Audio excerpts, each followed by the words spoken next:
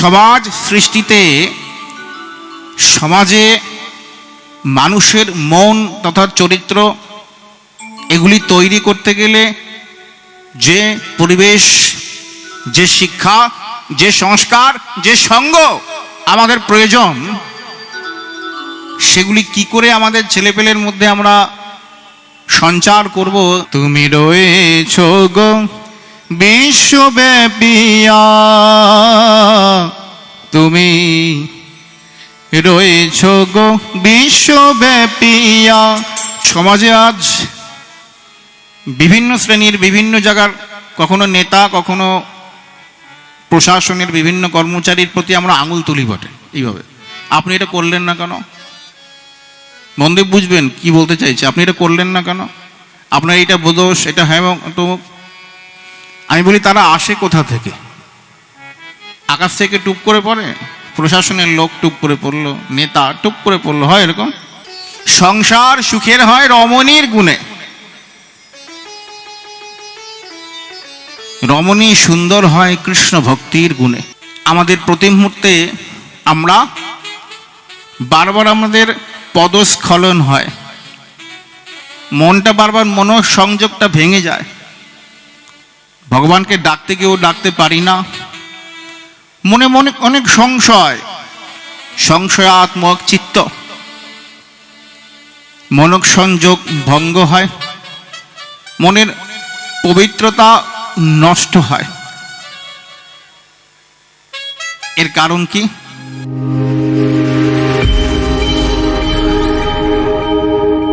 ভবশান্তিতে আপনাকে স্বাগত জানাই।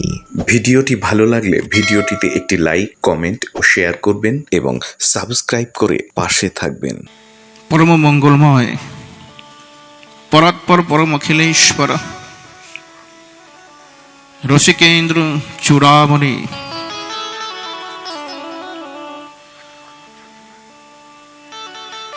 রসসাগর নাগর ভূপবরম সাক্ষাৎ পরমেশ্বর স্বয়ং ভগবান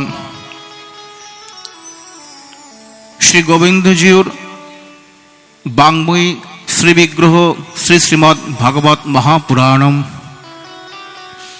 জীবনের যেটুকু সময় আমরা শ্রী ভগবানের কথামৃত শ্রবণ কীর্তন আস্বাদনে অতিবাহিত করার সুযোগ পেয়ে থাকি, সেইটুকু সময় একমাত্র আমাদের জীবনের পরম সৌভাগ্যের সময় বলে মহাজনগণ বিশ্লেষণ করেছেন, বর্ণনা করেছেন। মাহাত্ম্য শব্দের অর্থ কি জানেন? মাহাত্ম্য শব্দের অর্থ হচ্ছে মহিমা। কিসের মহিমা? বলে লোভ দেখাচ্ছেন মহাজনগণ আমাদের এই জীবনটাই, মানব জীবনটা কেমন জানেন তো? বলছে আমরা শব্দ, স্পর্শ, রূপ, রস, গন্ধ এই নিয়ে সারাটা জীবন মেতে থাকে। আমাদের ভগবান বলছেন 10টা চাকর দিয়েছেন। সেই 10টা চাকর কি? বলছে 5টা কর্মেন্দ্রিয়, 5টা জ্ঞানেন্দ্রিয়। আমাদের প্রতি মুহূর্তে আমরা বারবার আমাদের পদস্খলন হয়, মনটা বারবার মনোসংযোগটা ভেঙে যায়, ভগবানকে ডাকতে গিয়েও ডাকতে পারি না, মনে মনে অনেক সংশয়, সংশয়াত্মক চিত্ত, মনঃসংযোগ ভঙ্গ হয়, মনের পবিত্রতা নষ্ট হয়। এর কারণ কি? ভগবান কপিল দেব তার মাকে বর্ণনা করছেন।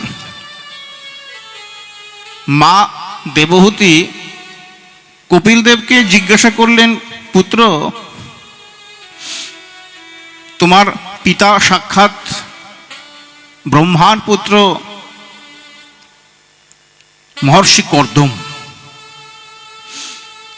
উনি দীর্ঘকাল তপস্যা করে শ্রী ভগবানের পরম প্রিয় পাত্র হয়ে উঠেছিলেন ওনার সরলতার দ্বারা, তপস্যার দ্বারা না। মন দিয়ে বুঝবেন কথাগুলো। তপস্যার দ্বারা ভগবানের প্রিয় পাত্র হওয়া যায় না। তপস্যা তো করতেই হবে সবাইকে। ভগবানের প্রিয়পাত্র হওয়া যায় মনের হৃদয়ের সরলতার দ্বারা। তোমার পিতা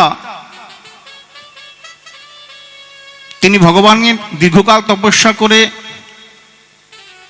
যখন ভগবান বললেন, হে মহর্ষি কর্দম, মানুষ 100-200 বছর তপস্যা করে, অনেক কিছু চায় আমার কাছে, এবার 100-200 বছর তপস্যা করতে লাগবে না, সামান্য একটু মন্দিরে একটু ওই চিনির দলা, একটু বাতাসা, একটু নকুলদানা দিয়ে, ধূপকাঠি দিয়ে, যে ধূপকাঠিগুলো মানে কি বলবো, কত কিছু চাই আমরা। ঠাকুর আমার মনে আছে তো আমার ছেলের চাকরিটার কথা, ঠাকুর আমার মেয়ের বিয়ের কথাটা মনে আছে তো, আমাকে এটা পাইয়ে দাও।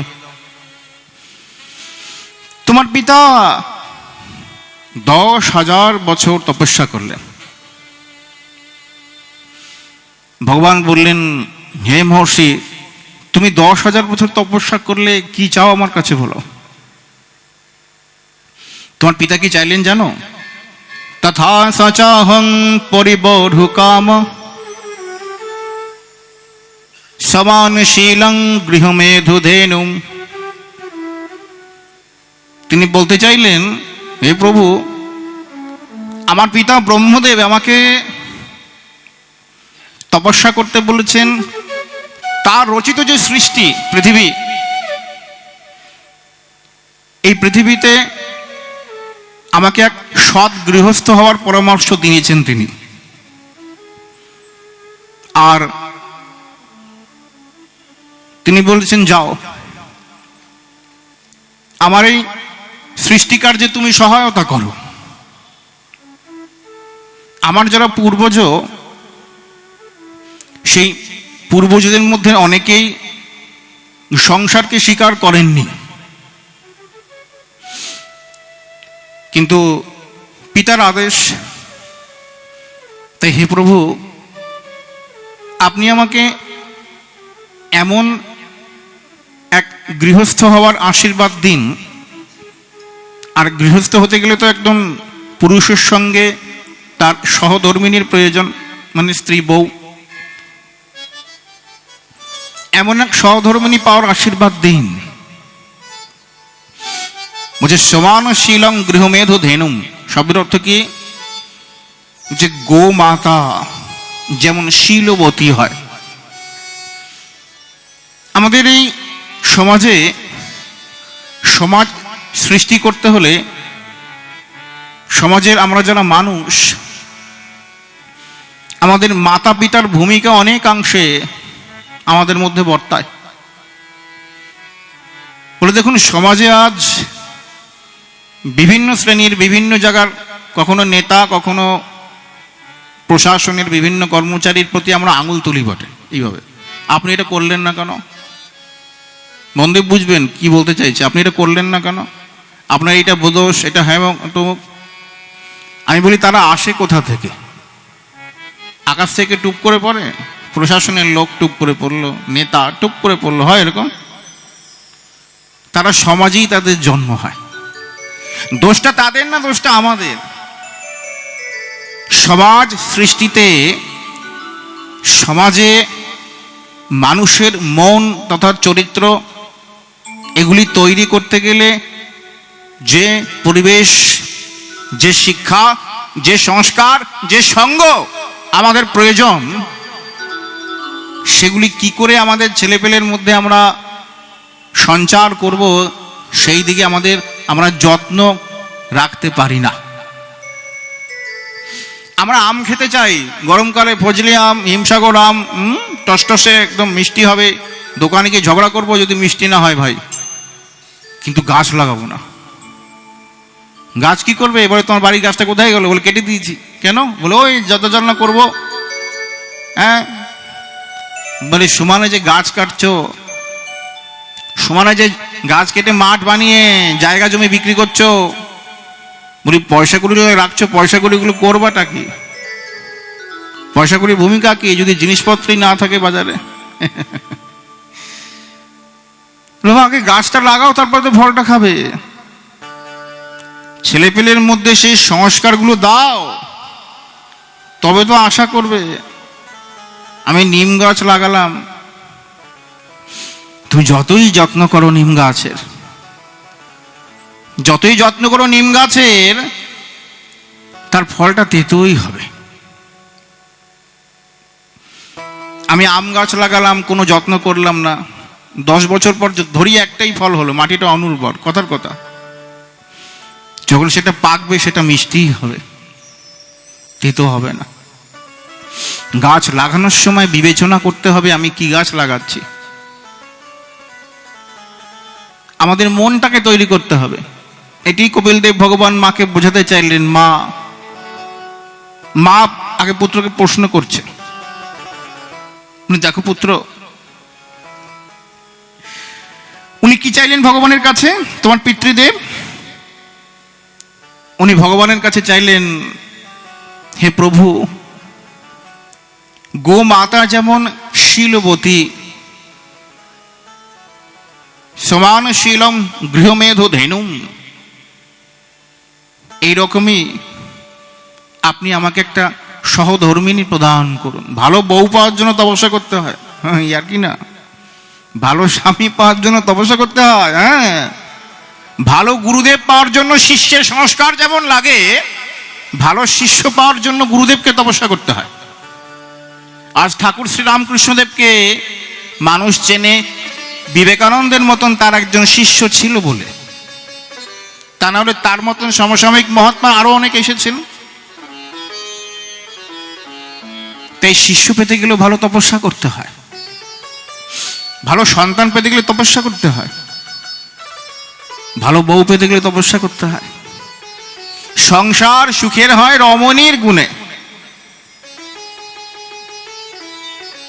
রমণী সুন্দর হয় কৃষ্ণ ভক্তির গুণে।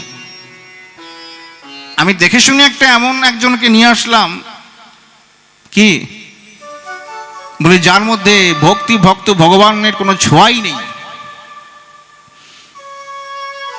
যার মধ্যে কোনো সংস্কারই নেই, যার মধ্যে শ্রদ্ধা ভক্তি, যার মধ্যে কি করে কথা বলতে হয়, কাকে কি বলতে হয়, এই জ্ঞানটুকু নেই। আমি তার কাছে আশা করলাম একটা সুন্দর ব্যাপার হবে, বলে সেটা হবে না, কোনোদিন হবে না। আমি সমাজকে উপহার দেব, আগে আধারটা তো প্রস্তুত করি। তাই বললেন, শেষে কি বললেন, বলে প্রভু, যিনি আসবেন তিনি যেন আমার থেকেও আপনাকে বেশি ভালোবাসেন। প্রভু এটা শুনে গদগদ হয়ে গেলেন, বলে বাহ, তুমি আমার কাছে বর চাইলে কপিল কর্দম ঋষি, যে এমন কেউ আসুক যে তোমার থেকেও আমাকে বেশি ভালোবাসে। তাহলে শোনো, বর তো আমি তোমায় দিলাম, তুমি যা চাইলে তা তো দেবেই, দিলাম, তা তুমি পাবেই। তার সঙ্গে আরেকটি বর আমি নিজে যেচে দিলাম, সেটা হচ্ছে আমি তোমার ঘরে তোমার পুত্র হয়ে আসব। বাহ! এই শুনে মহর্ষি কর্দমের চোখ দিয়ে জল পড়েছিল টপ টপ করে, অঝোর ধারায়। তুমি আসবে আমার ঘরে। তপস্যা অনেকে করে, তপস্যার মধ্যে থাকে কামনা বাসনা। মাতা পার্বতী শিবজিকে জিজ্ঞাসা করছেন, প্রভু, আচ্ছা আপনার প্রিয় কে সব থেকে বলুন তো? এই জগৎ চলাচলের অনেকে আপনার তপস্যা করে থাকে। ত্বমেব পূজ্যসে লোকের ব্রহ্ম বিষ্ণু সুরাদিভি, তুমি সকল দেবের পূজ্য, তাই তুমি দেবাদিদেব। তুমি প্রসন্ন কার প্রতি হও বলো তো? শিবজি বলছে, পার্বতী, আমার তপস্যা করে অনেকে আমার কাছ থেকে ঠকিয়ে বর ঠর নিয়ে চলে যায়, এই দাও এই দাও, হ্যান না তেন দাও। আমি বলি ঠিক আছে, যথার্থ, আমি ভোলানাথ আশুতোষ, কিন্তু প্রসন্ন হই না আমি কারোর প্রতি, সন্তুষ্ট হই না আমি কারোর প্রতি। শিবজি নিজে বলছেন, আপনি কার প্রতি সন্তুষ্ট হন? ভোলানাথ বললেন, দয়ায়া সর্বভূতেষু সন্তুষ্ট येन কেনচিৎ যে জীব সর্বভূত হিতে রতাহা, সকলের মঙ্গল কামনা করেন, মঙ্গল চিন্তা করেন। নিজে যখন খাবার খেতে যাব, ঠিক সেই সময় মনে পড়ে, আহা আমি ভালো মন্দ খাচ্ছি, আমার এই বন্ধুটা যে খেয়েছে তো ভালো মন্দ। স্বার্থ শূন্য হও। জগতে আনন্দ পেতে গেলে আনন্দ দাও, অবশ্যই পাবে আনন্দ। এগুলো শুনে বাড়িতে ভুলে যাবেন না, কিন্তু ভুলে যাবেন। হরিকথা শুনতে আসা, এখানে শুনলাম বাড়িতে গিয়ে ঝেড়ে পুছে দিলাম, ফেলে দিলাম, তা নয়। মন দিয়ে শুনতে হবে। এই মন দিয়ে কি করে শোনে ভাই? কান দিয়ে তো শোনে। আপনি মন দিয়ে শুনে বলছেন কেন? এই সেই কথা একটু পরে আসছে। মন দিয়ে কি করে লোকে শোনে? আমার কাছে সবাই তপস্যা করে, বর চায়, কিন্তু আমি প্রসন্ন সবার প্রতি হই না। বর দিই, কারণ কর্ম করেছে তো, কর্ম করলে তার ফলটা তাকে দিতেই হবে। কিন্তু হে পার্বতী, মন দিয়ে শোনো, আমি কার প্রতি সন্তুষ্ট হই? আমি শক্তিশালী, কিন্তু যে অবলা, আমি তার উপর অত্যাচার করি। জগতের মধ্যেই জগদীশ্বরের অধিষ্ঠান।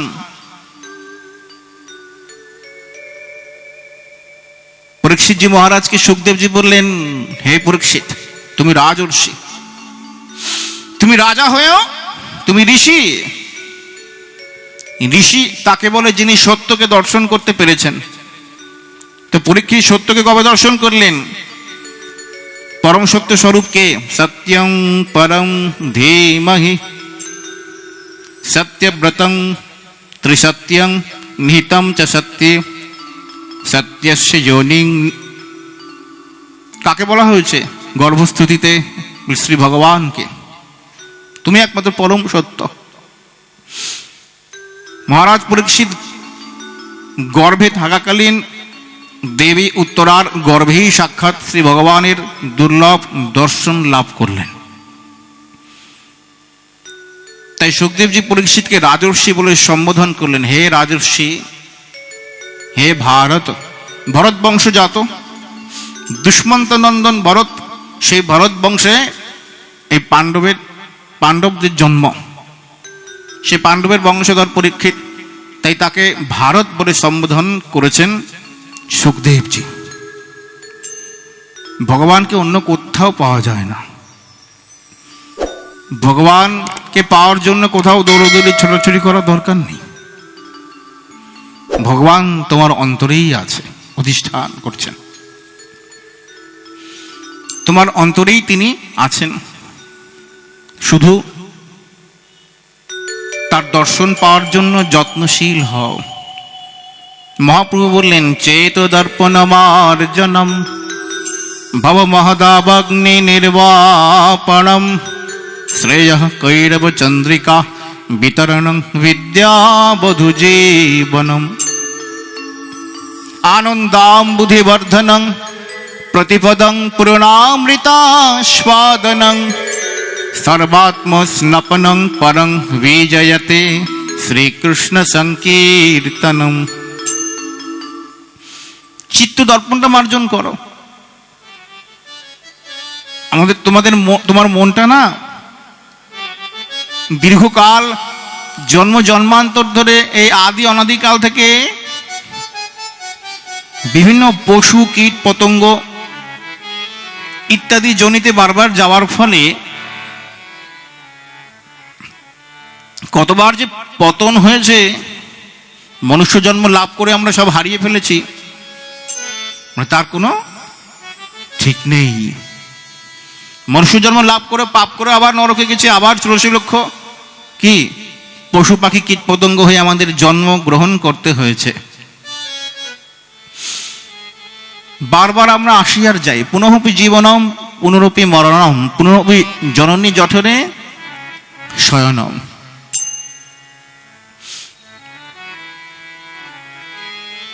এই সংস্কারগুলো আমাদের মনের ভেতরে থাকে। এই পাশবিকতা, পশুর মতন জীবনযাপন আমাদের। তো পশুর মতো জীবনযাপন কেন বললেন? দেখুন, একটা পশুর সঙ্গে একটা মানুষের শুধুমাত্র একটাই তফাৎ। পশু যা করে মানুষও তাই করে, খাওয়া দাওয়া, বিবাহ করা, ছেলেপুলে হওয়া। তাদের পশুদের মধ্যে এমন এমন টেকনোলজি আছে, প্রযুক্তিবিদ্যা আছে, যা আপনি অবাক হয়ে যাবেন। পাখিরা তাদের বাসাগুলো বুনে বুনে কেমনভাবে তৈরি করে দেখেছেন? বাবুই পাখির ভাষা ইত্যাদি ইত্যাদি বিভিন্ন পাখির ভাষা। প্রকৃতিতে কখন কোথায় কোন বিপর্যয় হবে পশুরা সবার আগে বুঝতে পারে। ভূমিকম্প হোক, সুনামি হোক, যাই হোক, পশুরা সেই এলাকা ছেড়ে সবার আগে পালিয়ে যায়। আমরা কিছুই বুঝতে পারি না, আমরা মরি, শুধু শুধু মরি আর জন্মায়, মরি আর জন্মায়। তাই পশুদের সঙ্গে শাস্ত্র বলছেন মানুষের প্রধান তফাৎ। কাকে পশু বলা হয়? বলছেন ধর্মেণ হীনা পশুভি সমানা। শাস্ত্র বলছেন, আমি না, ধর্মে যার রতিমতি নাই, খাওয়ার জন্য জন্মেছে, খাবো, ঘুমাবো, এটাই তো আনন্দ। পয়সা রোজগার করবো, পয়সা রোজগার করবো কিসের জন্য? বলে আনন্দ করবো, খাবো দাবো, একে নিজে জামা কাপড় পরবো, একে দেবো, ঘুরতে যাব, এইটুকুর মধ্যে সীমাবদ্ধ। শাস্ত্র বলছেন স্পষ্ট করে, ধর্মেণ হীনা পশুভি সমানা, তাকেই পশু বলা হবে যার ধর্মে রতিমতি নাই। এখনো বুঝতে পারেনি যে ভাই এই খাওয়ার জন্য জীবন, বেঁচে থাকার জন্য খাওয়া, খাওয়ার জন্য বেঁচে থাকা নয়। জীবনটা কিছু সময়ের জন্য, ফুরুত করে আসে, টুক করে পালিয়ে যায়।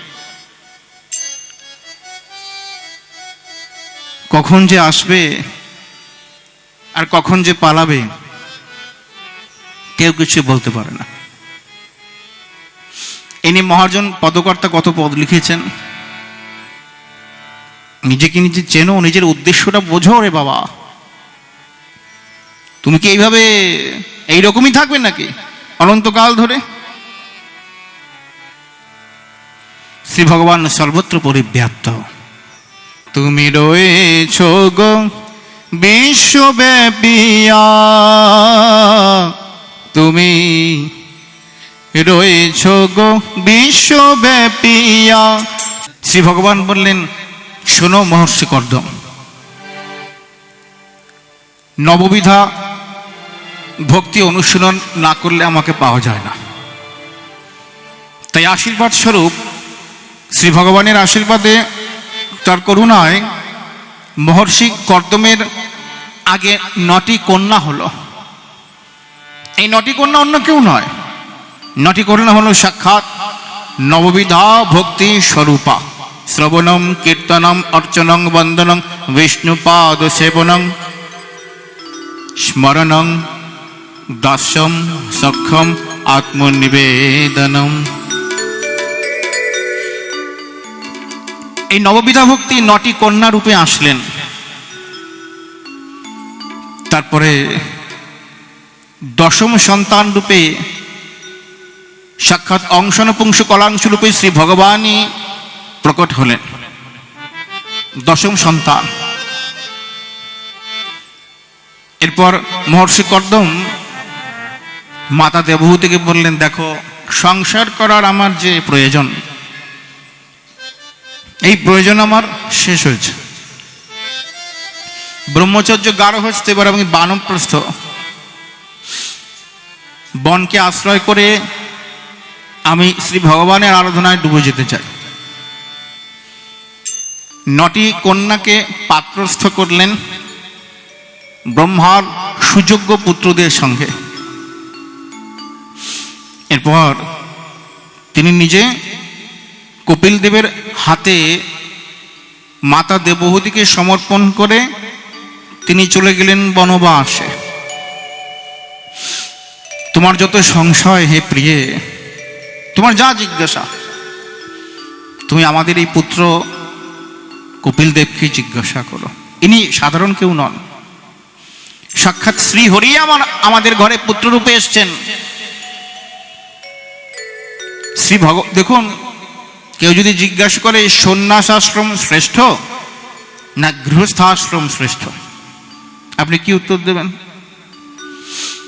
অনেকেই বলবেন সন্ন্যাসী শ্রেষ্ঠ, কিন্তু চুলচেরা বিশ্লেষণ যদি করা হয় তাহলে বারবার আমরা দেখেছি গৃহস্থাশ্রম শ্রেষ্ঠ।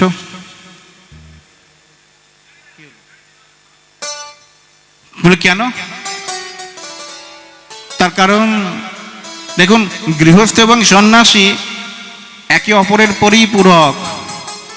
গৃহস্থাশ্রম শ্রেষ্ঠ মানে অনেকে দেখবেন আহা কি হেসে উঠলো, আমরা ঠিকই করেছি তার মানে। বলে না, এই গৃহস্থের পচা গৃহস্থের কথা বলা হয় নাই, পচা গৃহস্থের কথা বলা হয়নি খায় দায় ঘুমায় ঘুরে বেড়ায় ওইসব না, সৎ গৃহস্থের কথা বলা হয়েছে। শাস্ত্র অনুমোদিতভাবে যারা নিজের গৃহস্থ ধর্মকে পালন করে চলেছেন দিনের পর দিন, সংযমী, ত্যাগী, দানী, সেবা পরায়ণা, ভগবত প্রেমিক, জ্ঞানী, ভক্তি অনুরাগী, এনারা হচ্ছেন সৎগৃহস্থ। শ্রী ভগবান যতবার জগতে অবতীর্ণ হয়েছেন তিনি কিন্তু সন্ন্যাসীর কাছে যায় নাই। সন্ন্যাসীর কাছে গেলে কি করে হবে? সন্ন্যাসীর কি ছেলেপুলে হয়? সৎগৃহস্থই হতে হবে তাকে। তাই কপিল দেবের কাছে সমর্পণ করলেন মাতা দেবহূতিকে, তোমার মনের সমস্ত সংশয় আমাদের এই পুত্র দূর করবে। তাই আজ দেবহূতি প্রশ্ন করছেন কপিল দেবকে, হে পুত্র, নির্বিণ্ণ নিতরং ভুবন্ন সদিন্দ্রিয়দর্শনাৎ येन সম্ভাব্যমানেন প্রপন্নন্ধং তমঃ প্রভু। দেখো পুত্র, আমি জীবনে পাইনি এমন কিছু নেই। আমার পিতা হচ্ছে স্বয়ংভুব মনু, আমার দাদু হচ্ছেন সাক্ষাৎ ব্রহ্মা। এই সৃষ্টিকর্তা ব্রহ্মা আমার দাদু। দাদুর কাছে আমরা বলি না মা বাড়ির আবদার, দাদুর ঠাকুরদার কাছে কত আবদার করি আমরা, করি না আমরা? বলছে দুদিক থেকেই দাদু হয় ব্রহ্মা। স্বয়ংভুব মনু তারও পিতা ব্রহ্মা, আর তার মা দেবী শতরূপা তারও বাবা হচ্ছে ব্রহ্মা। তাহলে মা বাড়ির দিক থেকে আর বাবার বাড়ির দিক থেকে দুই দিক থেকে দাদু হচ্ছে ব্রহ্মা। আর যিনি সৃষ্টিকর্তা তার কাছে তো যা বায়না করবে তাই পাবে। দাদু এটা দাও, দাদু দিয়ে দিলে সঙ্গে সঙ্গে। আমার স্নেহের নাতনি, আমার তোমার পিতা পরম যোগ সিদ্ধ ঋষি, ভগবানের প্রিয় কৃপা প্রাপ্ত, তিনি আমার পতি, আমার স্বামী, নববিধা ভক্তি সাক্ষাৎ আমার কন্যা। বশিষ্ঠ আদি ঋষিরা আমার জামাই, এবং সাক্ষাৎ শ্রী ভগবান পরমেশ্বর সর্বশক্তিমান, তিনি আমার পুত্র তুমি। তারপরেও আমার মনে শান্তি নেই কেন? আমি শান্তি পাচ্ছি না, মনটা এখনো চঞ্চল, এখনো সংসার করতে ইচ্ছা করে। কত বছর সংসার করলেন? বলছে তোমার পিতার সঙ্গে অনেকদিন তোমার পিতার সেবা করেছি।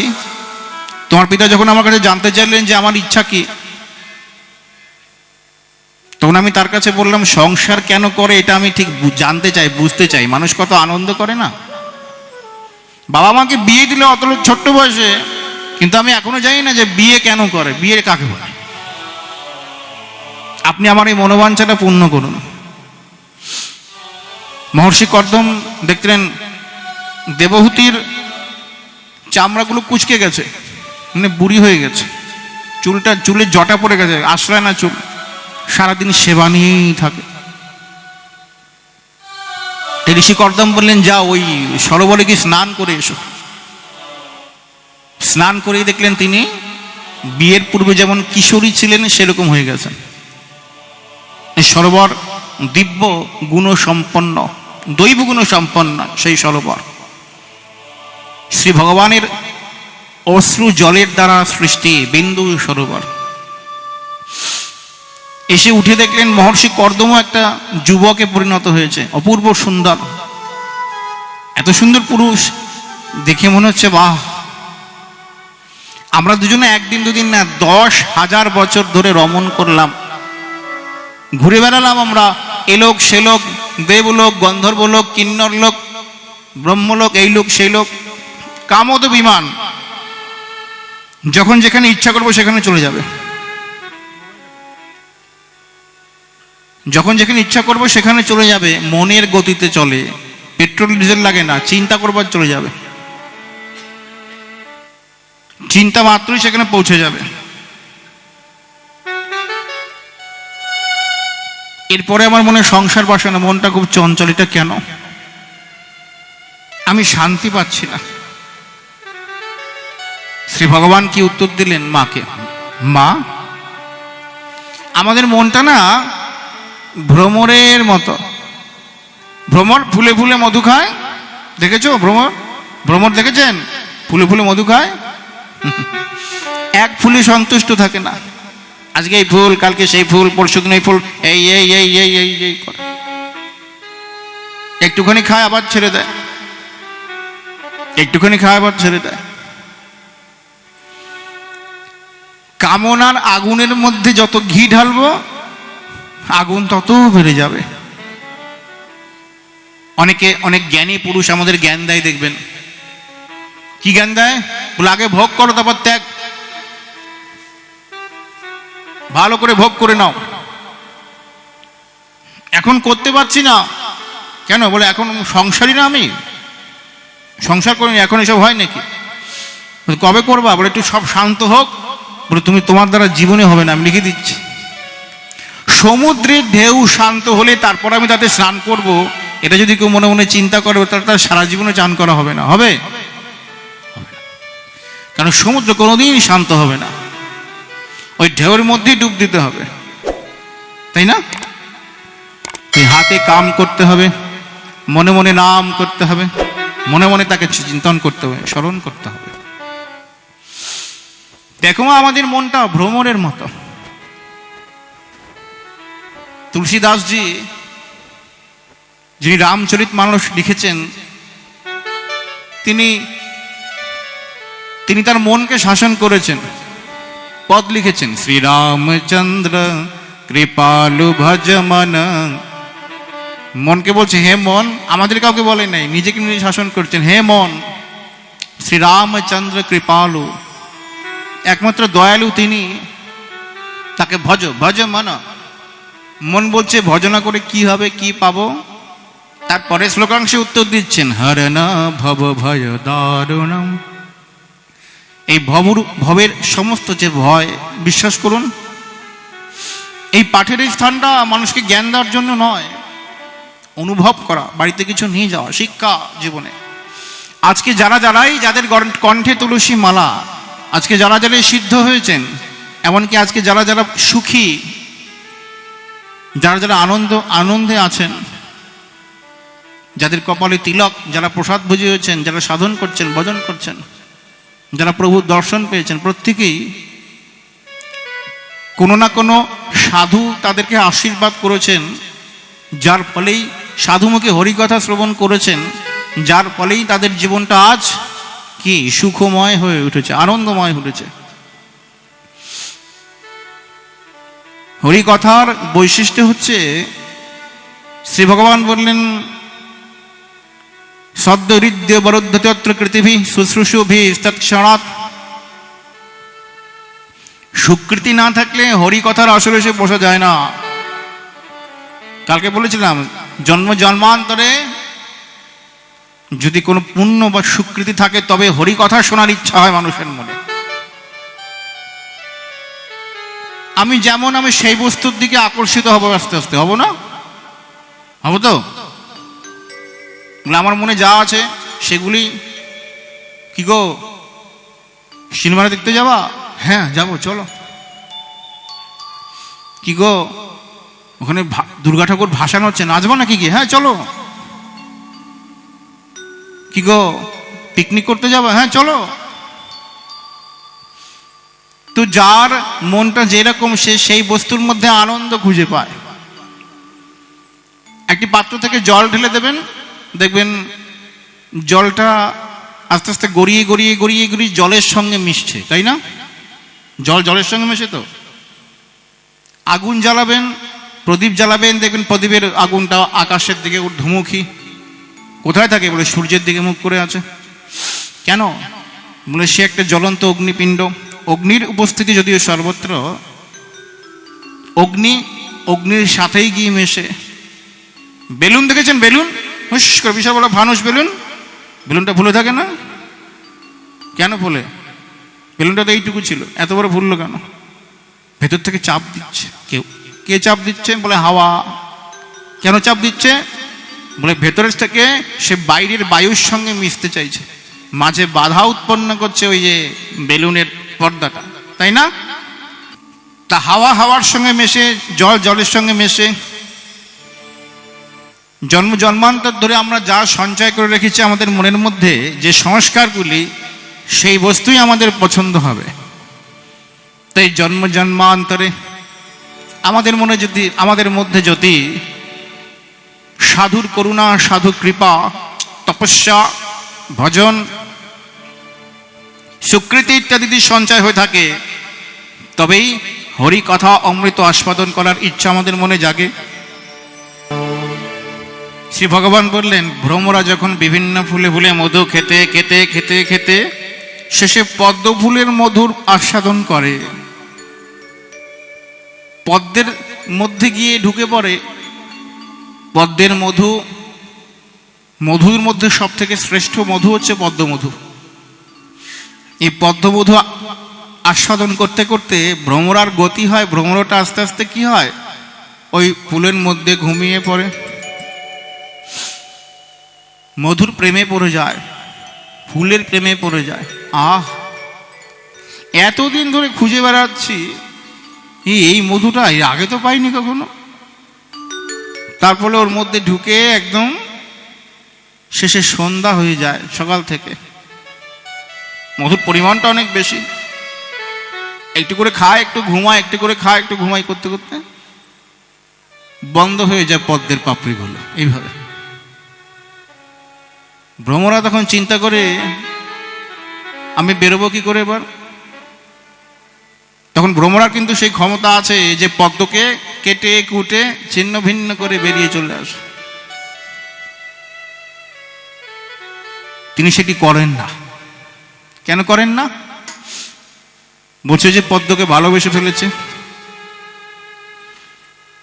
তিনি অপেক্ষা করেন কিসের জন্য? বলছে সকাল হওয়ার জন্য। মনে মনে চিন্তা করেন, রাত্রির গমিষ্যতি ভবিষ্যতি সুপ্রভাতম। রাত্রি গেলেই পরের দিন ভোর হবে।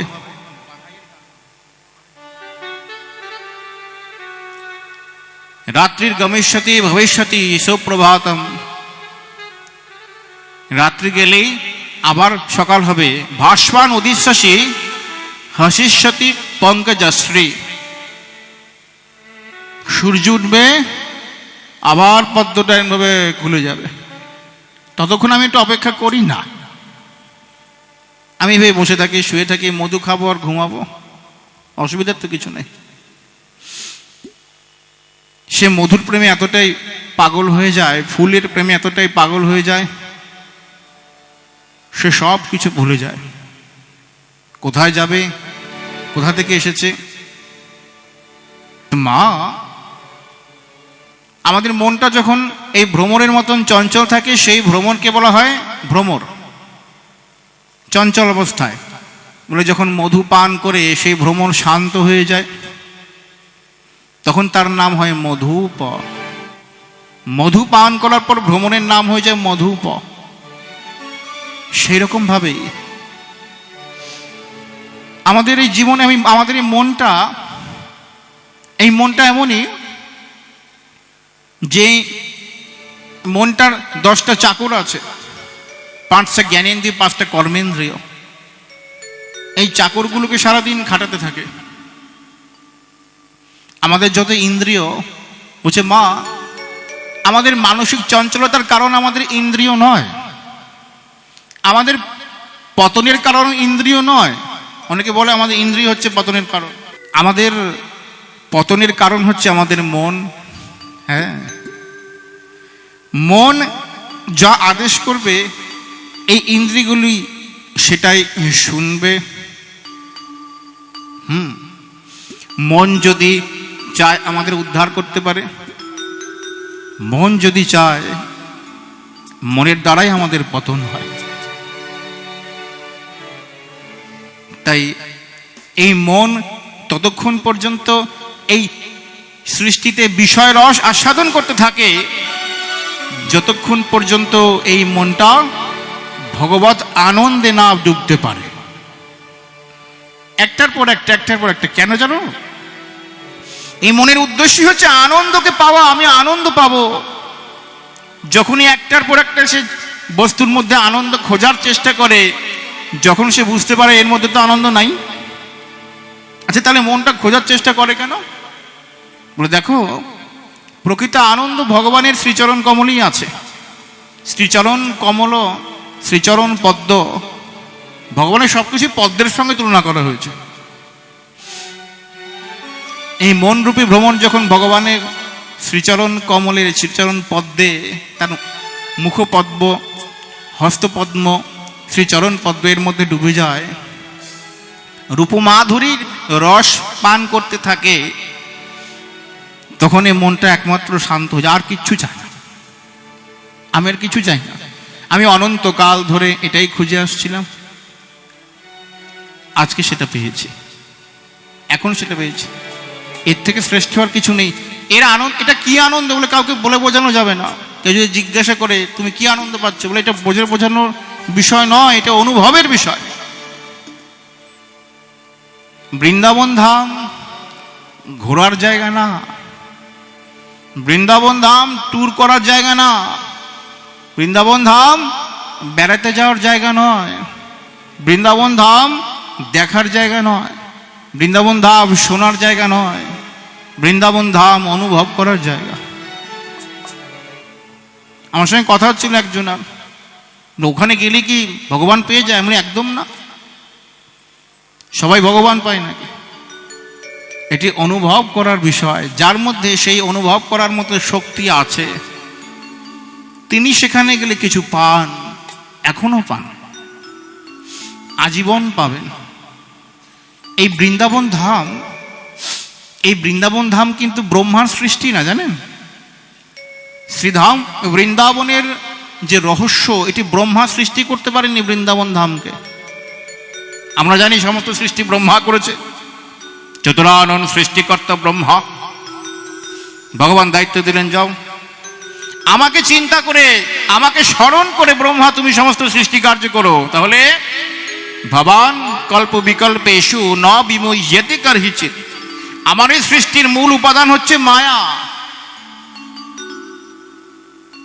মায়া থাকলে কি হয়? বলে জীব এই চোখ দিয়ে আমাকে দেখতে পায় না, অনুভব করতে পারে না। মায়া খুব শক্তিশালী। দৈবিশেষা গুণময়ী মম মায়া দুরত্তয়া মামেব ইয়ে প্রপদ্যন্তে মায়া মেতাং তরন্তি। মামেব, একমাত্র আমাকেই, আমার শ্রীচরণ আশ্রয় করতে হয়, তবেই মায়া তার কাছে আর ভব্য সমুদ্র থাকে না। এই সমুদ্র ছোট হয়ে আস্তে আস্তে গোবৎস পদতুল্য হয়ে যায়। গোবৎস মানে গরুর বাছুর, বাছুরের পদ তুল্য হয়ে যায়। তাই জন্য যখনই ব্রহ্মা তুমি সৃষ্টি করবে, তুমি আমাকে চিন্তা করতে করতে করো। যখন এই শ্বেত বরাহ কল্পে বৈবস্বত মন্বন্তরের অষ্টবিংশতি চতুর্যুগের দ্বাপরে শ্রীকৃষ্ণ জগতে অবতীর্ণ হবেন, মনস্থ করলেন, তিনি নিজের ইচ্ছায় অবতীর্ণ হন। শ্রী ভগবান কোনো অবতার নন, তিনি হলেন সাক্ষাৎ অবতারী, মানে তার মধ্যে থেকে সমস্ত অবতারের সৃষ্টি।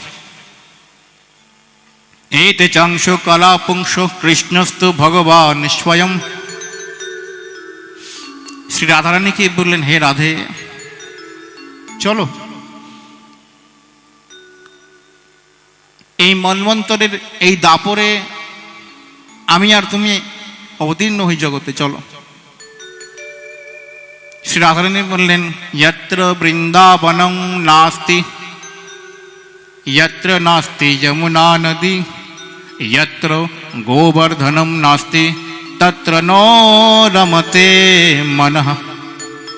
हे नाथ, যেখানে বৃন্দাবন নেই, যেখানে যমুনা নদী নেই, যেখানে গোবর্ধন পর্বত নেই, সেখানে আমার মন গেলে একটু আনন্দ পাবে না। আমি আনন্দ এই বৃন্দাবন ছাড়া থাকতে পারবো না। বৃন্দাবন ধাম সৃষ্টি হচ্ছে শ্রী রাধারানীর হৃদয় থেকে। এবার যখন বৃন্দাবন যাবেন, বাড়ি থেকে বৃন্দাবনের উদ্দেশ্যে প্রতিদিন একটা করে প্রণাম জানাবেন, বৃন্দাবন ধাম কি জয়। প্রতিদিন সকালবেলা উঠে বৃন্দাবন ধাম, নবদ্বীপ ধাম, নীলাচল ধাম, এনাদের উদ্দেশ্যে একটা করে প্রণাম অবশ্যই জানাবেন।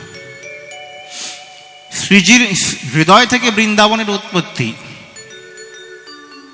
সাক্ষাৎ তিনি নিজে বৃন্দাবন ধাম রূপে অবস্থান করছেন।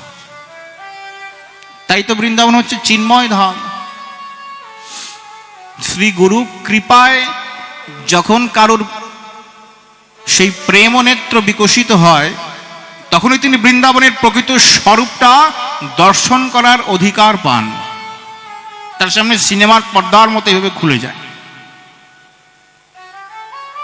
তার আগে একটু ভজন করতে হবে, জপ করতে হবে।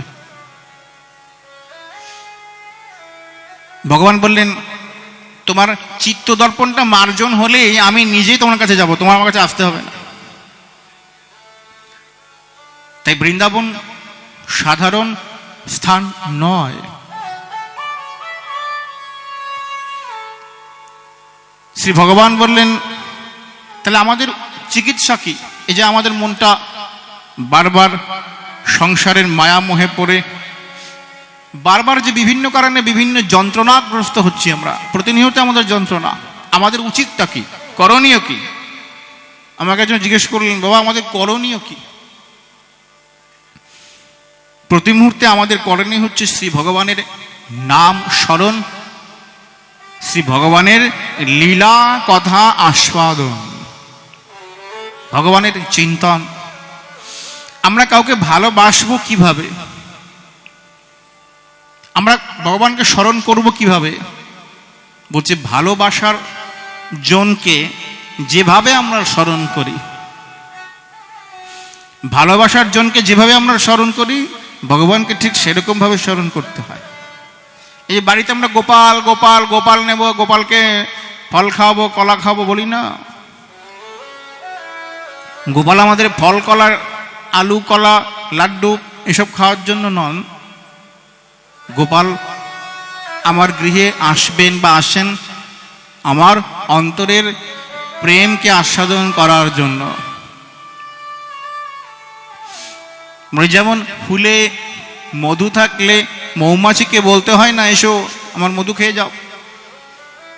তিনি নিজেই আমাকে খুঁজে এসে আমার মধুটা খাবেন।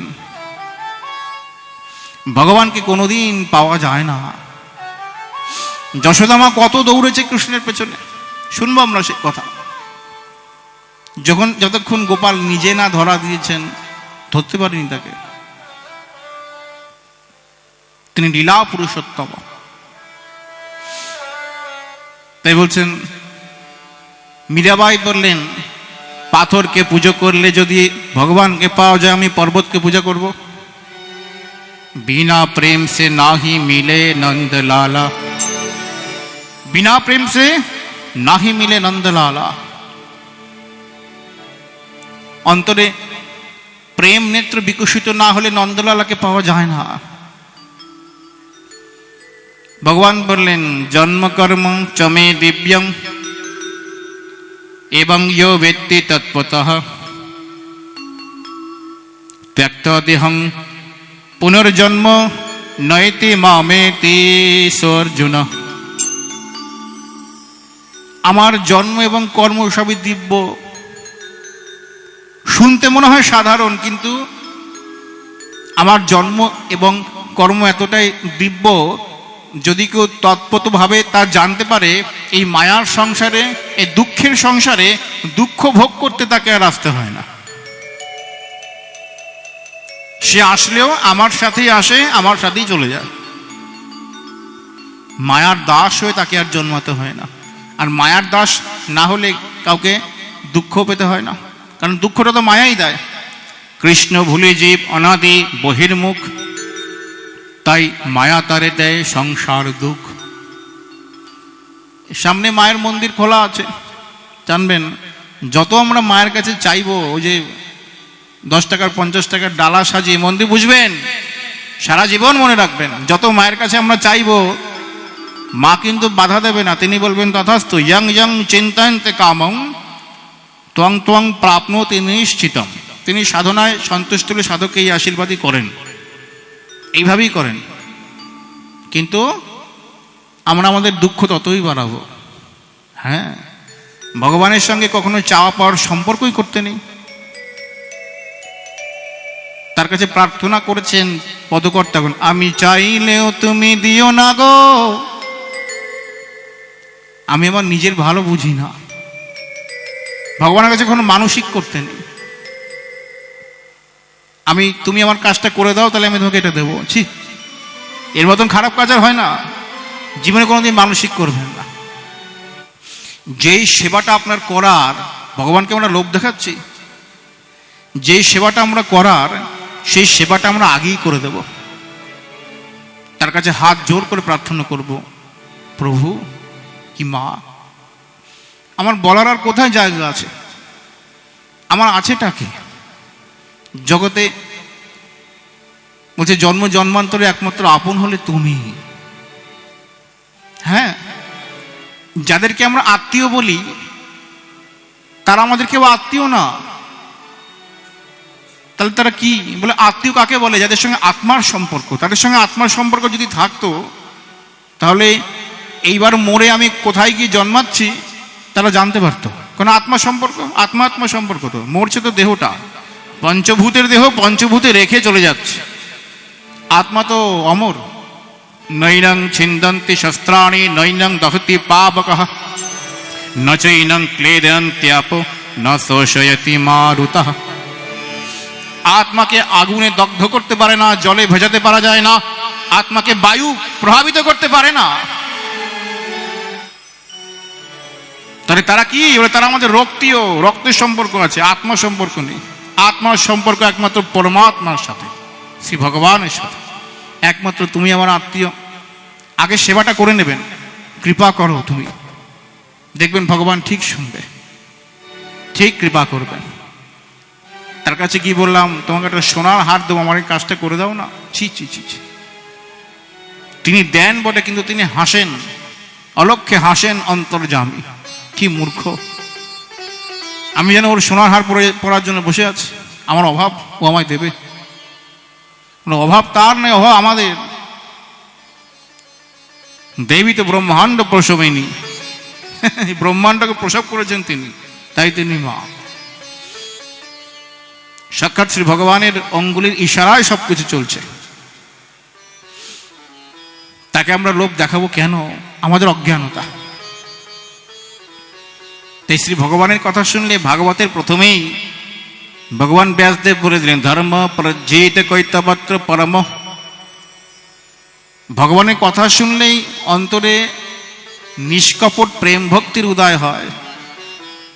তাই ভগবানের কথা শুনতে হয়, কথামৃত আস্বাদন করতে হয়।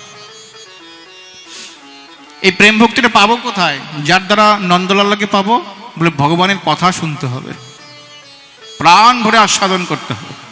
পিবত ভাগবতং রসমালয়ম মুহুরহ রসিকা ভুবি ভাবুক। বলছে কার কাছে শুনবো? যিনি অনুভবী সাধক, তার মুখে। যত্রতত্র হরি কথাও শ্রবণ করতে নেই, যার তার কণ্ঠে কীর্তন শ্রবণ করতে নেই, যার তার কণ্ঠে ভাগবত প্রবচন শুনতে নেই। কি হয়? বলছে অযোগ্য পাত্রর মুখে যদি ভাগবত কথা শুনি সর্বোচ্ছিষ্ট পয়ং যথা, ভক্তি হওয়ার বদলে ভক্তি নষ্ট হয়ে যাবে। যারা সিদ্ধান্ত জানে না, অপব্যাখ্যা করে, যাদের উপর আচার্যগণের কৃপা নেই, আচার্যের অনুমতি নিয়ে ব্যাসাসনে বসেন, আচার্যের অনুমতি নেই, মাথায় গুরু কৃপা নেই, সদ্গুরু আশীর্বাদ নেই, যিনি নিজে আচরণশীল নন তার মুখে কোনোদিন হরিকথা শুনতে নেই, তাহলে কি হয়? দুধ অমৃত হওয়া সত্ত্বেও এই দুধে যদি একবার সাপে মুখ দেয় সেই দুধটা আমরা আর পান করতে পারবো না। তে ভাগবত শোনো গিয়া, ভাগবত পর গিয়া বৈষ্ণবের স্থানে। ধর্ম পরিচ্ছেদ কৈতবত্র পরম নির্মৎসরানাং শতম। অন্তরের মাৎসর্যকে, হিংসাকে বাদ দাও। হিংসা থাকলে ভগবানের কৃপা অনুভব করা যায় না। কারোর প্রতি হিংসা রাখলে হবে না, কারোর ভালো শুনে দুঃখ পেলে হবে না। আমরা পরের দুঃখে দুঃখী হই বটে, কিন্তু পরের সুখী সুখী হতে পারি না, এটি আমাদের সমস্যা। বলে বৃন্দাবন বিহারী লাল কি जय, বলে বর্ষানে বালি কি जय, অনুগ্রহায় ভূতানাং মানুষং দেহমাশ্রিতঃ ভজতে তাদৃশী ক্রীড়া ইয়ঃ শ্রুত্বা তৎপরো ভবেৎ। শ্রীমদ্ ভাগবতের দশম স্কন্ধের 33 নম্বর অধ্যায়ের 37 নম্বর শ্লোক। ভগবান বললেন, এই জগতে আমি আসি জীবকে অনুগ্রহ করতে, যে আমার কথা শুনে এই সংসারের সমস্ত বন্ধন তার মোচন হয়।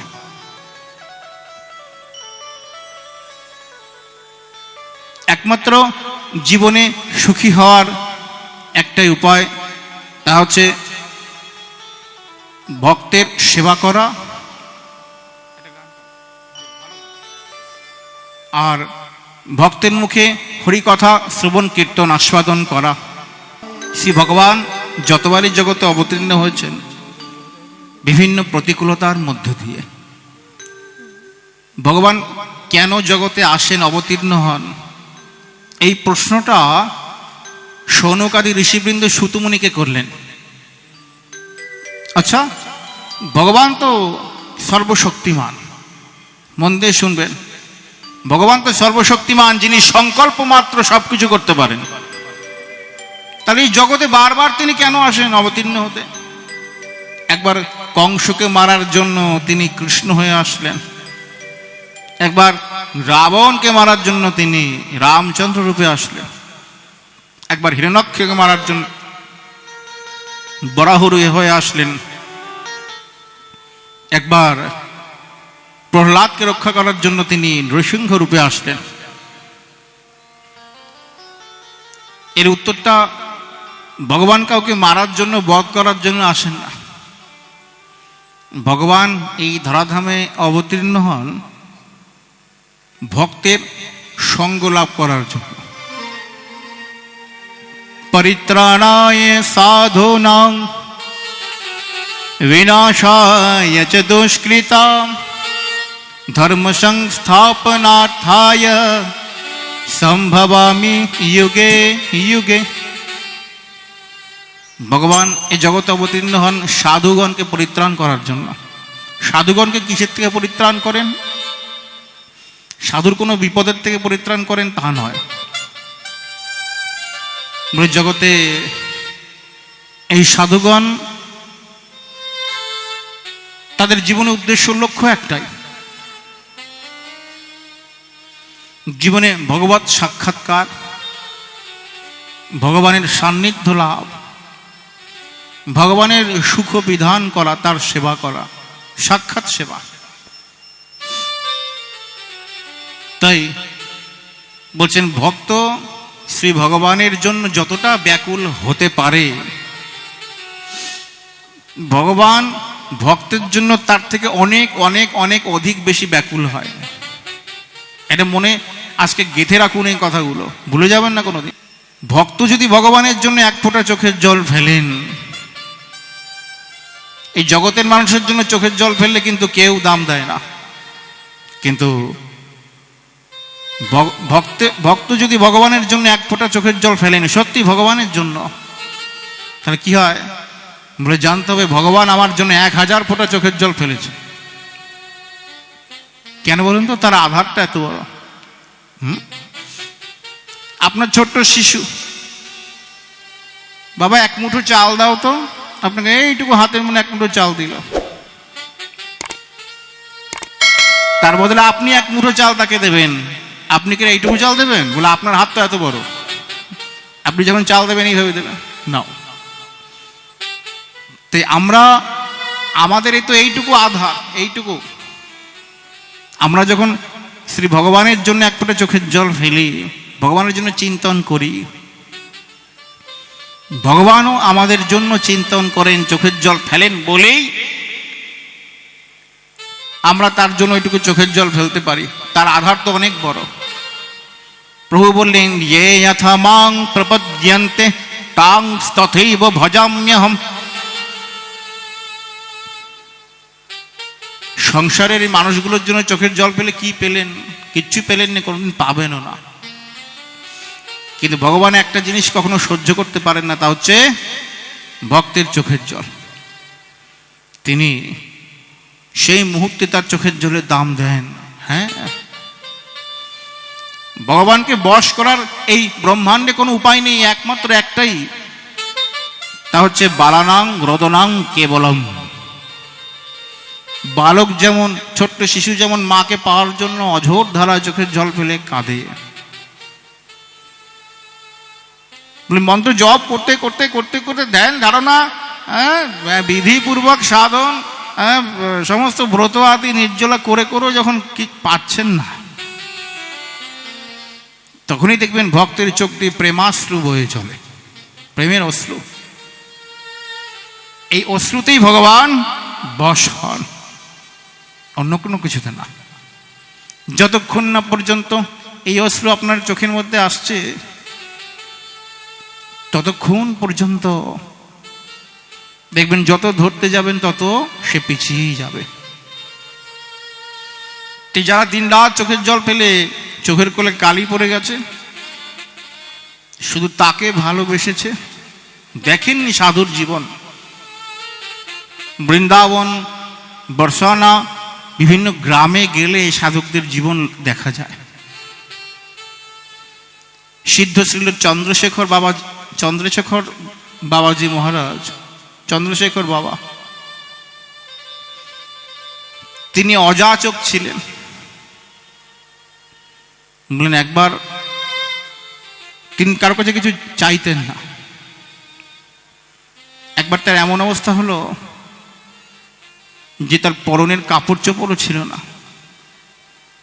কারো কাছে কিছু চাননি, অভিমান করে শুধু নিজের কুটিরের মধ্যে দরজা বন্ধ করেছিলেন, না খেয়েছিলেন, বস্ত্রহীন হয়েছিলেন,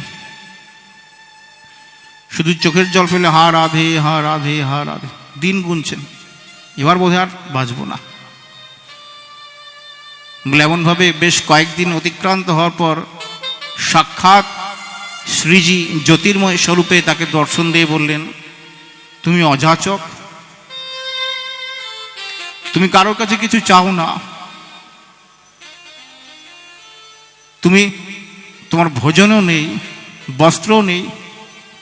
রাধারানী নিজে বহির্বাস কৌপিন নিয়ে আসলেন বাবাজির জন্য। যাও এটা পড়ো, বৃন্দাবনে গিয়ে ভজন করো, আমি তোমার জন্য সব ব্যবস্থা করে রেখেছি, যাও। একমাত্র ভগবানকে ভরসা করা যায়। শ্রীকৃষ্ণ জগতে অবতীর্ণ হলেন বিভিন্ন প্রতিকূলতার মধ্য দিয়ে। আমরা জানি শ্রীকৃষ্ণ দেবকী নন্দন, তিনি কংসের কারাগারে তার জন্ম হয় ভাদ্র মাসের কৃষ্ণপক্ষের অষ্টমী তিথিতে। কিন্তু আমরা যেটা জানি সেটা হচ্ছে অর্ধ সত্য, মানে আধা সত্য। তাহলে পুরুষত্বটা কি? বলে পুরুষত্ব হচ্ছে শ্রীকৃষ্ণ দেবকীনন্দন, শুধু তা নয়, শ্রীকৃষ্ণ যশোদানন্দনও বটে।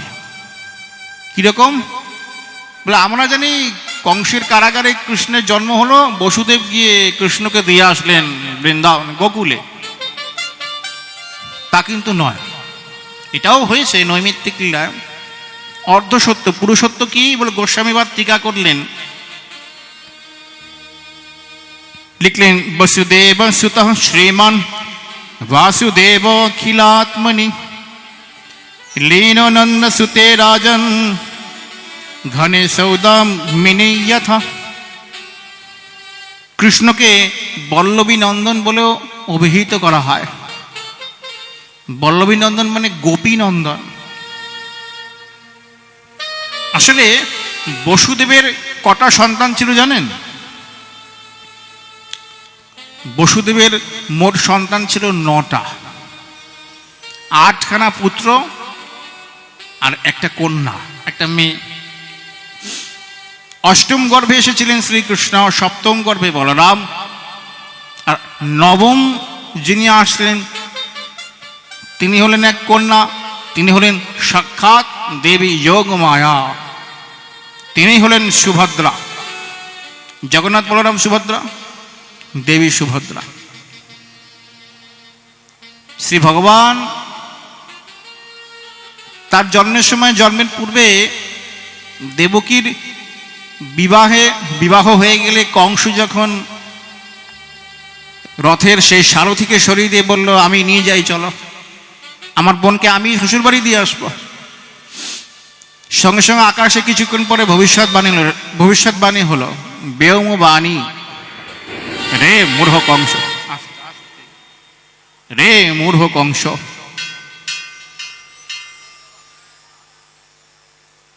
রে মূর্খ কংস, তুই আনন্দ করে যেই বোনকে শ্বশুর বাড়িতে নিয়ে যাচ্ছিস, এই বোনেরই অষ্টম গর্ভের সন্তান তোকে বধ করবে, তোর মৃত্যুর কারণ হবে। সঙ্গে সঙ্গে কংস কি করলো? দেবকীকে বধ করতে গেল, বসুদেব বাধা দিলেন, না, অবলা নারীকে বধ করতে নেই কংস। আমরা সবাই শুনেছি ভবিষ্যৎবাণী, আমি সব ছেলেগুলোকে তোমার কাছে দিয়ে আসবো। 1 2 3 4 5 6 6টা সন্তানকে কংস বধ করে দিলেন। সপ্তম গর্ভ কি চলে গেল বৃন্দাবনে গোকুলে রোহিণী মায়ের গর্ভে যোগমায়ের কৃপায়, আর অষ্টম গর্ভে শ্রীকৃষ্ণ আবির্ভূত হলেন। ওইদিকে বৃন্দাবনেও আবার ওই একই দিনে একই সময় কৃষ্ণ যশোদার গর্ভ থেকে আবির্ভূত হলেন। যশোদার 2টা সন্তান যমজ, তারা কারা? এক হচ্ছেন কৃষ্ণ, আর এক হচ্ছেন দেবী যোগমায়া, যিনি বিন্ধ্যবাসিনী দেবী, অষ্টভুজা। এই মথুরার কৃষ্ণ বসুদেবকে বললেন, হে পিতা বসুদেব, আপনি আমাকে গোকুলে রেখে আসুন, আর ওখানে একটা মেয়ে হয়েছে, মেয়েটাকে এখানে নিয়ে আসুন। তাই করলেন বসুদেব। তিনি গোকুলে তার নিজের এই সন্তানকে রেখে দিলেন। কিন্তু আশ্চর্যের বিষয়, বসুদেব কন্যাটাকে দেখতে পেলেন, পুত্রটাকে দেখতে পেলেন না। পুত্রটা একদম এমন কোনায় ছিলেন, মায়াতে, দেবী যোগমায়ের মায়াতে, তিনি ওই পুত্র সন্তানটাকে দেখতে পেলেন না। 2টো সন্তান একসঙ্গে জন্মগ্রহণ করে একসঙ্গে পাশাপাশি রইল, যে 2টো সন্তান একটার সঙ্গে একটা মিলিয়ে গেল। এটি ভগবানের বিশেষ লীলা। তিনি যশোদানন্দনও বটে।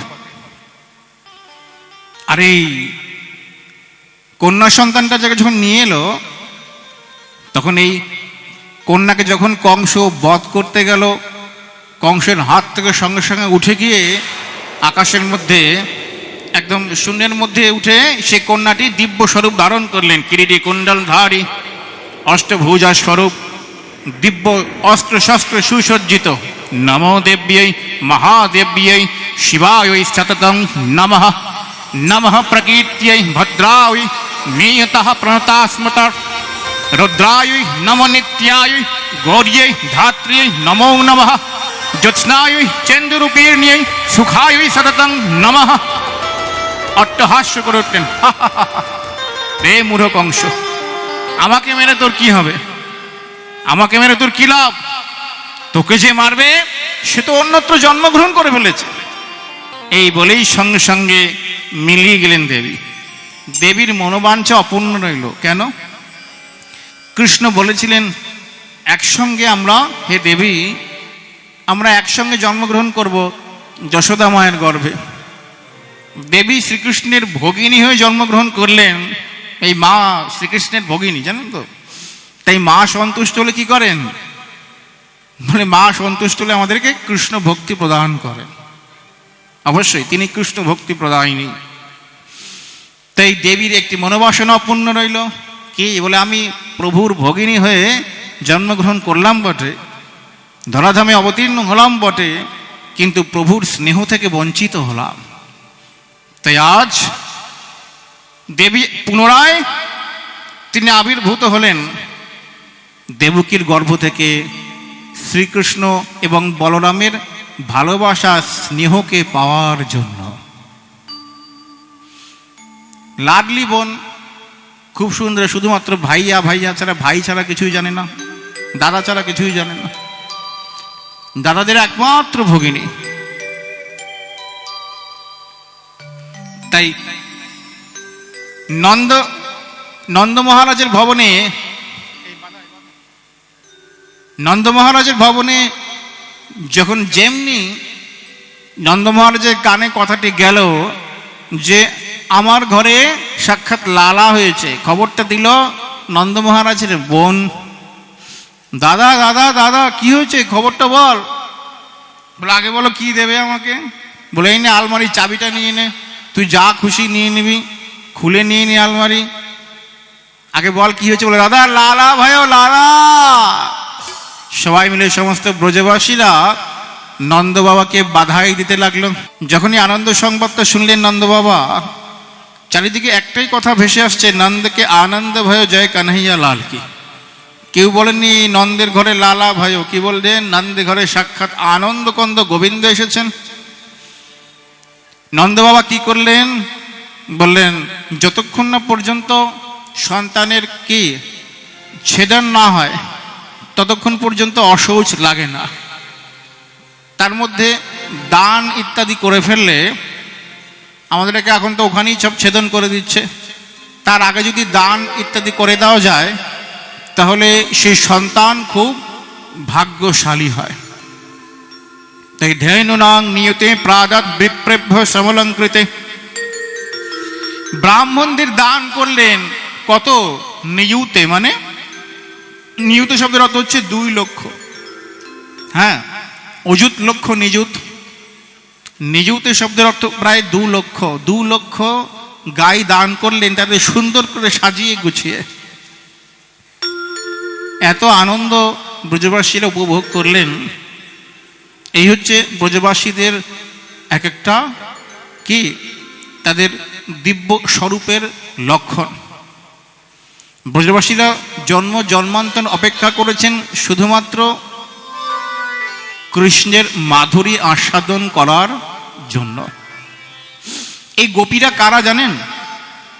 বলছেন গভী ইন্দ্রিয়ই কৃষ্ণ রসং পিবতে ইতি গোপী। যারা তাদের প্রতিটি ইন্দ্রিয় দিয়ে শ্রীকৃষ্ণের মাধুর্যকে আস্বাদন করে চলেন প্রতি মুহূর্তে। আমাদের ইন্দ্রিয় যেমন সবসময় বিষয় বিষয় বিষয় সুখ চায়, গোপীদের ইন্দ্রিয় প্রতি মুহূর্তে শ্রীকৃষ্ণের সুখ চায়। কৃষ্ণ সুখ, কৃষ্ণ সেবা, কৃষ্ণ সেবাতেই তারা আনন্দিত, কৃষ্ণ সেবাতেই তাদের যত প্রচেষ্টা উন্মাদনা। বলে নন্দনন্দন হয়েছে নন্দ মহারাজের ঘরে, এদিকে আনন্দে ঝুমে নেচে বেড়াচ্ছেন সমস্ত ব্রজবাসীরা, তাদের ঘরে না খাওয়া বন্ধ হয়ে গেছে। নন্দনকে দেখে সকলের কেউ চোখ ফেরাতে পারছেন না। নন্দনকে দেখতে দেবী দেবতারাও এসেছেন বিভিন্ন রূপে। গোপালকে একবার চোখের দেখার জন্য দেখছে, আর কত আশীর্বাদ করে যাচ্ছেন। আস্তে আস্তে নন্দন বড় হলো। একটু বড় হয়ে বলছেন তার দুটো দাঁত উঠেছে, ছোট্ট ছোট্ট। আয়নার সামনে গিয়ে দেখছে দাঁতগুলো। বলে চারিদিকে নন্দ মহারাজের বাড়িতে চারিদিকে স্ফটিক স্তম্ভ। এই স্ফটিক স্তম্ভগুলো এমনই স্বচ্ছ, তার মধ্যে মুখ দেখা যায়। মা সুন্দর করে স্নান টান করিয়ে গোপালকে সাজিয়ে দেয়, আর গোপাল চারিদিকে গুড়গুড় গুড়গুড় গুড়গুড় করে হেঁটে বেড়ায়। সকলে গোপালকে দেখে আর মনে মনে ভাবে, ইস, গোপাল যদি আমাদেরও ছেলে হতো, আমরা এইভাবে সারাদিন তাকে আদর করতাম, সারাদিন তাকে কোলের মধ্যে বসে খাওয়াতাম, চুমু খেতাম, সে যা চাইতো তাই দিতাম। প্রত্যেকে বিভিন্ন অছিলায় নন্দ মহারাজের ভবনে আসেন। এখন গোপাল হয়ে উঠেছে তাদের দলের সর্দার। একদিন বাড়িতে কেউ নেই, বাড়িতে সমস্ত দাসদাসীরা অন্য অন্য কাজে গেছে। একটা কাজে বাড়িতে অন্য কেউ নেই। বলে কতগুলো দাসদাসী ছিল নন্দ মহারাজের ভবনে? বলে আপনারা নিজেরা চিন্তা করুন, বাড়িতে 2-3টে গরু থাকলে বলে একটা লোক রাখতে হয় গরুর যত্নের জন্য। আর নন্দ মহারাজের ভবনে 9 লক্ষ ধেনু, 9 লক্ষ প্রায় গরু, তাদের আরো বাছুর ইত্যাদি সমস্ত। তাহলে এত গোমা তার দেখাশোনা করার জন্য কতগুলো দাসদাসী প্রয়োজন। শুধু গো দোয়ানো তা নয়, তাকে দই জমানো, তার থেকে মাখন প্রস্তুত করা, নবনীত, সেগুলি যত্ন সহকারে করার জন্য নিপুণ সুদক্ষ লোক চাই। তাই আজকে যেন সবাইকে ছুটি দিয়ে দিয়েছেন নন্দ বাবা অন্য একটা কাজের জন্য। সে অন্য কাজটা কি সেটা আমরা পরে শুনব। তাই মা রাত্রিবেলা গোপালকে শুয়েছেন, শুয়ে গোপালকে ঘুম পাড়াচ্ছেন। গোপালকে বলছেন, বাবা, তোকে ভগবান শ্রী রামচন্দ্রের গল্প শোনাচ্ছি, কাহিনী শোনাচ্ছি। গোপাল বলছে, হ্যাঁ বলো। ঘুমিয়ে ঘুমিয়ে বলছেন, জানো তো রামচন্দ্র নামে এক রাজা ছিলেন। গোপাল বলছে, প্রথমেই আমি রাজা হয়ে গেলাম, আমাকে রাজা বলল, গল্পটা একটু অন্যরকম হয়ে গেল না? তারপরে মা আবার নিজের ভুল সূত্রে বলছেন, দশরথ নামে এক রাজা ছিলেন। গোপাল বলছে, হ্যাঁ। এতক্ষণ হ্যাঁ বলেনি, মানে জানে তো যে আমি আগের জন্ম ছিলাম। তিনি প্রথমে নিঃসন্তান ছিলেন, তারপরে ঋষিদের একদিকে অভিশাপ একদিকে আশীর্বাদ। বলে অন্ধমুনি অভিশাপ দিলেন, তুমি পুত্র শোকে মরো, আর ঋষিরা আশীর্বাদ করে পুত্রেষ্টি যজ্ঞ করলেন। তারপর রাম, লক্ষ্মণ, ভরত, শত্রুঘ্ন 4টি পুত্র হলো। এই রামচন্দ্র তিনি পিতৃসত্য পালনের জন্য বনবাসে গেলেন। গোপাল বলছে, হ্যাঁ। বলে সেখানে বনবাসে গিয়ে সেখানে একবার রাবণ নামে এক রাক্ষস দেবী সীতাকে হরণ করে নিয়ে চলে গেলেন। যেমনি বললেন দেবী সীতাকে হরণ করে নিয়ে চলে গেলেন, গোপাল সঙ্গে সঙ্গে ঘুম থেকে উঠে গেছে। এই লক্ষ্মণ, কোথায় আছে আমার ধনুষবাণ? নিয়ে এসো। আমি সেদিন ছিলাম না, আজকে এখানে আছি, এক্ষুনি বেটাকে এক্ষুনি শেষ করবো এইখানেই। মা বলছে, ওরে বাবা রে, কি? ওরে তুই রামচন্দ্র না, তুই তো আমার লালা, তুই তো আমার লালা, সোনা, আমার ছোট্ট বেটা। ভগবান সঙ্গে সঙ্গে বলছে, তাই তো, আমি তখন নন্দনন্দন, আমি তখন দশরথ নন্দন নই, বলে আবার শুয়ে পড়লো চুপচাপ। মা মনে মনে বলছে, ওকে কোনোদিন রামচন্দ্রের গল্প শোনাবো না বাবা, কেমন দাঁড়িয়ে পড়ে, ধনুষ বাননি, লড়াই করবে বলে। ভোরবেলা উঠতে হবে, এটাকে ঘুম পাড়াই আগে। গোপাল যখন ঘুমাতো তখন কিভাবে ঘুমাতো, বলছে শক্ত করে মাকে এইভাবে ধরতো যেন পাশ থেকে যেতে না পারে। একটু যদি পাশ থেকে এদিক ওদিক হতো সঙ্গে সঙ্গে উঠে যেত। মা বলছে যদি ঘুম থেকে উঠে তাহলে আমার সমস্ত কাজ একদম বিগড়ে দেবে। তাই জন্য গোপালকে আস্তে আস্তে সুন্দর মাথায় হাত বুলে বিভিন্ন কাহিনী শুনিয়ে ঠিক ব্রাহ্ম মুহূর্ত ভোরবেলা মাখন তোলার সময়, উপযুক্ত সময় এটাই।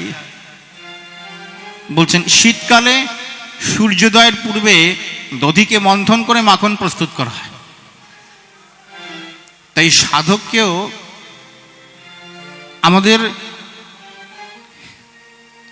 হৃদয়কে মন্থন করে, যদি হৃদয়কে মন্থন করতে হয়, অমৃত লাভ করতে হয়, তাহলে এই ব্রাহ্ম মুহূর্তে উঠে ভজন করতে হয়, শ্রী ভগবানের নাম করতে হয়। তাই মা আস্তে আস্তে গোপালের হাত থেকে সরিয়ে রেখে তিনি উঠে পা টিপে টিপে গিয়ে দধি মন্থন করছেন এবং গান গাইছেন। নিজের ছেলের যে গুণকীর্তি সেগুলি মনে করে করে করে গান গাইছেন যশোদা, গুনগুন করে গান গাইছেন। হঠাৎ মনে মনে চিন্তা হলো যে আমার এই দুষ্টু ছেলে যদি একবার উঠে যায় তাহলে আর রক্ষে নেই, আমাকে আর কোনো কাজ করতে দেবেন না। এই মনে মনে চিন্তা করতে করতে করতেই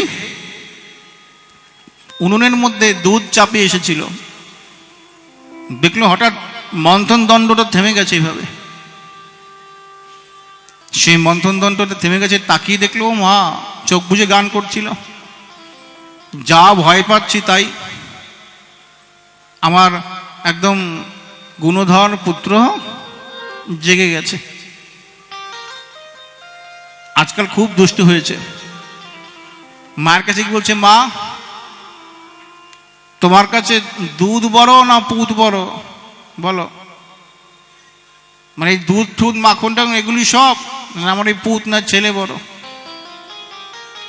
মা বলছে, বাবা তুমি তোমার রাজা, আমার লালা, সব তো তোমার, তুমি আমার কাছে সব, তুমি তো আমার বড়, আমার কাছে বড়। তখন বলছে, মা আমার খুব খিদে পেয়েছে, আমি দুধু খাবো, এক্ষুনি দুধু খাওয়াতে হবে। মা বলছে, আর আমার হয়ে গেল কাজ, এই যে উঠে পড়েছে যন্ত্র। সঙ্গে সঙ্গে মা তাকে কোলে নিয়ে গোপালকে নিজের স্তন পান করাচ্ছেন। টিকাকার খুব সুন্দর বর্ণনা করছেন। গোপাল চোখ পিট পিট করে মায়ের দিকে তাকাচ্ছেন, আর মা গান গেয়ে গান গেয়ে তার ছোট্ট লালার কপালের মধ্যে চুমু খাচ্ছে। গোবিন্দের কটাক্ষ নেত্র, মানে একবার একবার যার দিকে তিনি তাকাবেন তার সর্বস্ব হরণ করে নেবেন, তার মনটাকেই চুরি করে নেবেন। ঠিক সেই মুহূর্তে উনুনের যে দুধ, তারা মনে করলো আহা, গোপাল শুধুমাত্র মায়ের দুধ পান করবে, আমরা তার সেবায় লাগবো না, যেন এই চিন্তা করে উতলে উঠতে লাগলো। যেমনি উঠলে উঠতে লাগলো, দুধ উতলাচ্ছে, মা সঙ্গে সঙ্গে গোপালকে নামিয়ে দৌড়ে গেল দুধটা নামাতে। ব্যাস, তার রাগ হয়ে গেল। তার যেমনি রাগ হয়ে গেল, সে ভাবছে কি করি কি করি। আমার থেকে এইমাত্র বলল যে আমি হচ্ছি বড়, দুধের থেকে আমি বড়, আর সে আমাকে ফেলে চলে গেল, ওইটা বড় হয়ে গেল। তাই একটা পাথর খণ্ড ছিল, রাগের চোটে ওটা দিয়ে এমন জোরে ছুড়ল, সমস্ত মটকি মন্থন দণ্ড, যার যেখানে যেখানে যশোদা মাখন তৈরি করে রেখেছিলেন এবং যেখানে বানাচ্ছিলেন সবগুলো একসঙ্গে মাটির তো পাথর মেরে হুড়মুড় করে ভেঙে দিল, সব মুহূর্তের মধ্যে সব ভেঙে দিল। ঠিক সেই সময় আবার ভাবছে যে বাবা রে, আমি যে ভেঙে দিলাম, মা তো আমাকে এবার আর হয়ে গেছে আমার কাজ, মা আমাকে আর রক্ষে নেই আমার। সঙ্গে সঙ্গে সেখান থেকে এক হাঁড়ি মাখন নিয়ে পালিয়ে গেল। মা এসে দেখলো সর্বনাশ, সারাটা দিন বাড়িতে কেউ নেই, আমার লালা একদম বিগড়ে গেছে, মেরো লালা বিগড় গেল, বিগড়ে গেছে বন্ধুদের সঙ্গে পড়ে। কি অবস্থা দেখেছো, কি শুরু করেছে। পিছু নিল, দেখছেন গোপালের শ্রী চরণ চিহ্ন, এইটুকু এইটুকু চরণ, সেই চরণের মধ্যে শঙ্খ চক্র বজ্র অঙ্কুশ ইত্যাদি চিহ্ন, দিব্য চিহ্ন। সেই চরণগুলো রক্ষা করে করে মা গেলেন, এটি আমার ছেলের পায়ের ছাপ। মা গিয়ে দেখতে পাচ্ছে বাঁদরগুলোকে মাখন খাওয়াচ্ছে, এই খাবি, খা খা খা খা, ত্রেতা যুগে তোরা আমাকে অনেক সাহায্য করেছিলে, খা মাখন খা। মা যেমনি গোপালকে ধরতে যাবে, গোপাল ফুরুত করে পালিয়ে গেল। মায়ের হাতে রয়েছে লাঠি, গোপাল পালিয়ে গেল। যেমনি পালিয়ে গেল, দৌড়ে মা আবার মোটা সোটা, দৌড়তে পারছে না। তো গোপাল একটা গাছের পেছনে দাঁড়িয়ে মাকে বলছে, মা এসো, আমাকে ধরো, আমাকে ধরো। মা বলছে, বাবা আমি কি আর পারি এখন ধরতে, এখন আমি বুড়ো হয়ে গেছি না, আয় আমার কাছে আয়, আমি কিচ্ছু বলবো না, তুই আমার কাছে আয়, দেখ আমি তোকে একটু বকবো না। গোপাল, আমি তোকে এমনি ধরার চেষ্টা করছি। গোপাল কাছে আসতে যাবে বলে সেই সময় মায়ের হাতের যে লাঠিটা ছড়িটা দেখে আবার পালিয়ে গেল। বলছো না, লাঠিটা তুমি আগে ফেলো, নাহলে আমি তোমার কাছে যাবোই না। টিকাকার বললেন, আসলে শ্রী ভগবান হচ্ছেন পরমাত্মা, মা যশোদা জীবাত্মার প্রতীক। শ্রী ভগবানকে আমরা যত ধরতে যাবে তিনি তত পালিয়ে যাবেন, তাকে ধরা কারোর পক্ষে সম্ভব না, কোনোদিন না। কিন্তু যখন আমরা তার কাছে নিজেকে সমর্পণ করব, আয় বাবা আমি তো আর পারবো না, আমার পক্ষে আর সম্ভব না, ভগবান আমাদের কাছে আসতে চায় তার কৃপা বলে।